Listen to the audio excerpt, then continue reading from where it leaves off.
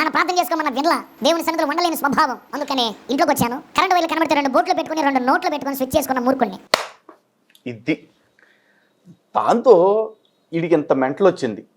ఇప్పుడు ఇన్ని మాటలు మాట్లాడటానికి కారణం అప్పుడు కరెంట్ ఎట్టుకున్నప్పుడు కొట్టిన మెంటలు అనమాట. బ్రెయిన్కి భయంకరమైన షాక్. మైండ్ సెట్ అంతా పోయింది. ఏమైనా మారేనా మారలా. ఫ్యాన్ గుర్తాడేసుకున్న వ్యక్తిని మళ్ళా డాడీ కాపాడారు. పాయిజన్ మింగేశాను, తమ్ముడు కాపాడు. చచ్చిపోవడమే నా ముందున్న దారులకి ఏమనిపించట్లా. దేవుణ్ణి పూర్తిగా విసర్జించాను.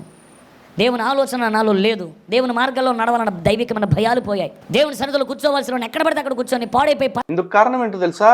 నువ్వు ఎవరినైతే దేవుడు అనుకుంటున్నావో అతను దేవుడు కాదు కాబట్టి. నిజం, మీరు నిజదేవుడు అని నమ్ముతుంది ఒక అబద్ధాన్ని కాబట్టి, అసలు సృష్టిలో ఎప్పుడు పుట్టని వ్యక్తిని కాబట్టి నువ్వు దేవుణ్ణి మనస్ఫూర్తిగా నమ్మలేకపోయావు. ఇప్పుడు కూడా నువ్వు దేవుడి మార్గంలో ఉన్నావు, దేవుడిని సేవ చేస్తున్నా, దేవుడి ప్రచారం చేస్తున్నా అని అనుకుంటున్నావే, ఇది కూడా ఒక రకమైన ఇల్యూజనే. నిజానికి నువ్వు నమ్ముతుంది దేవుణ్ణి కాదు.